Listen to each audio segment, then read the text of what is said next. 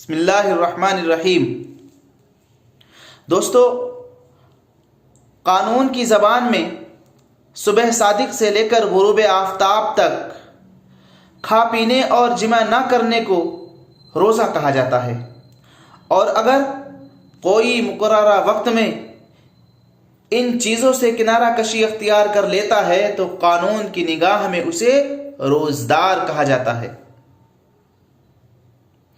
اور سمجھا جاتا ہے کہ اس کے ذمے سے فرض روزہ ساقط ہو گیا ہے، یعنی اب اسے دوبارہ روزے رکھنے کی کوئی ضرورت نہیں۔ مگر روزے کا مقصد، اس کی روح اور اس کا فیض اس وقت حاصل ہوگا جب کہ بندہ معصیت اور گناہ کے کاموں سے باز آ جائے گا۔ اس لیے رمضان کے شروع میں ہی اللہ تبارک و تعالیٰ کی طرف سے ندا دی جاتی ہے کہ اے خیر کے طلبگار، اے بھلائی چاہنے والے، اے خیر کے پیکر، اپنے قدم کو آگے بڑھا، یعنی جو چیزیں تم خیر کے لیے کر رہے ہو، جو خیر کی چیزیں آپ کر رہے ہیں، ان کو آپ کنٹینیو کرتے رہیں۔ اور ایک دوسری آواز لگائی جاتی ہے کہ اے شر کے متلاشی، اے غلط کام کرنے والے، اے گناہ کی طرف اپنے قدم بڑھانے والے، اپنے قدم کو روک لو۔ اور ایک حدیث میں ہے کہ بہت سے روزے دار ایسے ہیں جنہیں بھوک اور پیاس کے سوا کچھ بھی نہیں ہاتھ آتا، اور بہت سے رات میں نماز پڑھنے والے ایسے ہیں جنہیں نیند خراب کرنے کے سوا کچھ بھی حاصل نہیں ہوتا۔ یعنی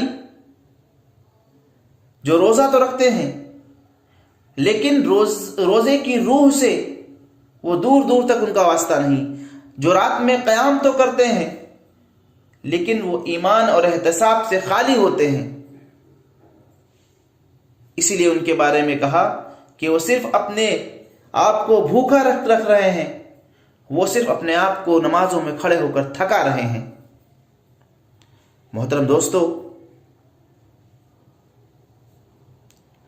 حضرت علی رضی اللہ تعالی عنہ نے فرمایا کہ کھانا پانی چھوڑ دینے کا نام روزہ نہیں ہے، کھانا پانی چھوڑ دینے کا نام روزہ نہیں ہے، بلکہ روزہ یہ ہے کہ آدمی جھوٹ بولنا چھوڑ دے، روزہ یہ ہے کہ آدمی غلط کام کرنا چھوڑ دے، روزہ یہ ہے کہ آدمی لغویات سے دور رہے، روزہ یہ ہے کہ وہ تمام برے کاموں سے اپنے دامن کو بچا لے۔ اور حضرت جابر رضی اللہ تعالی عنہ کہتے ہیں کہ جب تم روزہ رکھو تو جھوٹ اور گناہ سے کان، زبان اور آنکھ کا بھی روزہ رکھا کرو، اور غلام کو تکلیف نہ پہنچاؤ، اور وقار اور سکون کے ساتھ رہو۔ لہذا روزے کے مقصد اور اس کے فیض کو حاصل کرنے کے لیے ضروری ہے کہ انسان 7 چیزوں کا خیال رکھے، انسان 7 چیزوں پر خصوصی توجہ دے۔ اس میں سے سب سے پہلی کڑی جو ہے، نمبر 1، وہ ہے آنکھ کی حفاظت۔ قرآن مقدس میں اللہ تبارک و تعالی ارشاد فرماتا ہے، ان السمع والبصر والفؤاد کل اولئک کان عنہ مسئولا، یعنی یقین رکھو کہ کان، آنکھ اور دل کے بارے میں تم سے سوال کیا جائے گا۔ ایک دوسری جگہ پر اللہ تبارک و تعالی ارشاد فرماتا ہے، قل للمؤمنین یغضوا من ابصارہم ویحفظوا فروجہم ذلک ازکی لہم ان اللہ خبیر بما یصنعون۔ مومن مردوں سے کہہ دو کہ وہ اپنی نگاہیں نیچی رکھیں اور اپنی شرمگاہوں کی حفاظت کیا کریں، یہی ان کے لیے پاکیزہ ترین طریقہ ہے۔ وہ جو کارروائیاں کر رہے ہیں اللہ تعالیٰ ان سے پوری طریقے سے باخبر ہے۔ سورہ نور آیت نمبر 30 میں اللہ تبارک و تعالیٰ فرماتا ہے۔ اور حدیث میں ہے کہ نظر ابلیس کے زہریلے تیروں میں سے ایک تیر ہے، اور جو اللہ کے خوف کی وجہ سے بدنگاہی سے باز آ جائے تو اللہ اسے ایسے ایمان سے نوازے گا جس کی مٹھاس کو وہ اپنے دل میں محسوس کرے گا۔ اور ایک بخاری کی حدیث میں بدنگاہی کو زنا کہا گیا ہے۔ لہٰذا ان تمام چیزوں سے بچنا ضروری ہے جن کا دیکھنا حرام ہو اور ناجائز ہو۔ دوسری چیز جو سب سے ضروری ہے، جس پر دھیان رکھنے کی ضرورت ہے، وہ ہے زبان کی حفاظت۔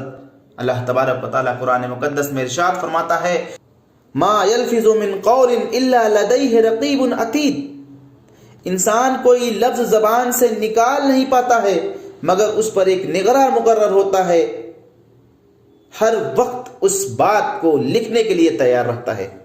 دوسرے موقع پر اللہ تبارک و تعالیٰ ارشاد فرماتا ہے یا ایھا الذین آمنوا اتقوا اللہ وقولوا قولا سدیدا یصلح لکم اعمالکم ویغفر لکم ذنوبکم ومن یطع اللہ ورسولہ فقد فاز فوزا عظیما۔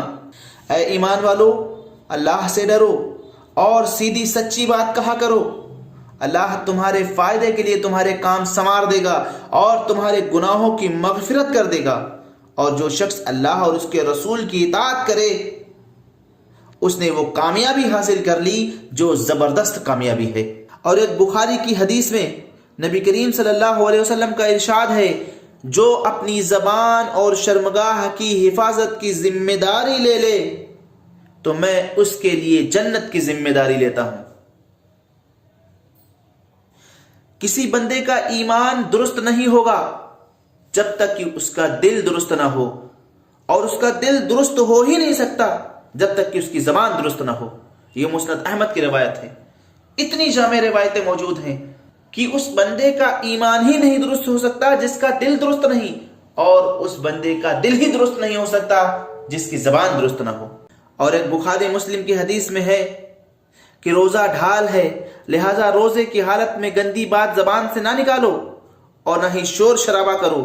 اگر کوئی اسے گالی دے یا اس سے جھگڑا کرے تو اس سے کہہ دو کہ میں روزے سے ہوں۔ ایک دوسری حدیث میں جو ترمذی کی حدیث ہے، اس حدیث میں فرمایا گیا کہ کھانا پینا چھوڑ دینے کا نام روزہ نہیں ہے، بلکہ روزہ تو یہ ہے کہ وہ بیہودگی اور غلاظت بھری باتوں سے اپنے آپ کو آزاد کر لے۔ اس لیے اگر تمہیں کوئی گالی دے یا تمہارے ساتھ جاہلوں جیسا برتاؤ کرے تو اس سے کہہ دو کہ میں روزے سے ہوں۔ دوستو، تیسری چیز جو آتی ہے وہ ہے کان کی حفاظت۔ جس طرح سے جھوٹ بولنا، غیبت، بہتان تراشی، چغلی اور بری بات اور فضول گوئی وغیرہ کا ارتکاب ناجائز ہے، اسی طرح سے اس کا سننا بھی حرام ہے۔ اور اس کی شناعت کے لیے یہ کافی ہے کہ اللہ تعالیٰ نے حرام کھانے والے اور جھوٹ سننے والے کو ایک ساتھ بیان فرمایا ہے۔ فرمایا سماعون للکذب واکالون للسحت، یہ کان لگا کر جھوٹی باتیں سننے والے جی بھر بھر کے حرام کھانے والے ہیں۔ اور حدیث میں ہے کہ اللہ کے رسول صلی اللہ علیہ وسلم نے منع فرمایا ہے گانا گانے سے اور گانا سننے سے، غیبت کرنے سے اور غیبت سننے سے، اور چغل خوری کرنے سے اور اسے سننے سے۔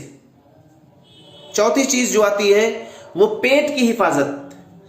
اللہ تعالیٰ کا فرمان ہے یا ایھا الناس کلوا مما فی الارض حلالا طیبا ولا تتبعوا خطوات الشیطان انہ لکم عدو مبین۔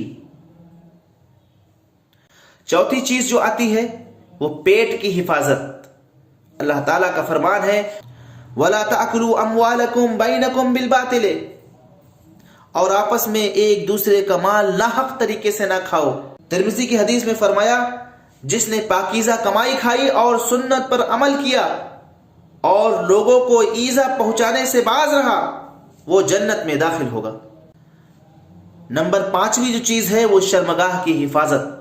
اللہ تعالیٰ نے قرآن مقدس میں ارشاد فرمایا والذین هم لفروجهم حافظون الا على ازواجهم او ما ملكت ايمانهم فانهم غير ملومين فمن ابتغى وراء ذلك فاولئك هم العادون۔ جو اپنی شرمگاہوں کی حفاظت کرتے ہیں سوائے اپنی بیویوں اور باندیوں کے، اس میں ان پر کوئی ملامت نہیں۔ ہاں، جو اپنی شہوت پوری کرنے کے لیے ان دو کے علاوہ کا طلبگار ہوگا وہ حد سے گزرنے والا ہے۔ دوسرے موقع پر اللہ تبارک و تعالیٰ ارشاد فرماتا ہے وَلَا تَقْرَبُوا الزِّنَا إِنَّهُ كَانَ فَاحِشًا وَسَاءَ سَبِيلًا، اور زنا کے پاس بھی نہ بھٹکو، وہ یقینی طور پر بڑی بے حیائی اور بے راہ روی ہے۔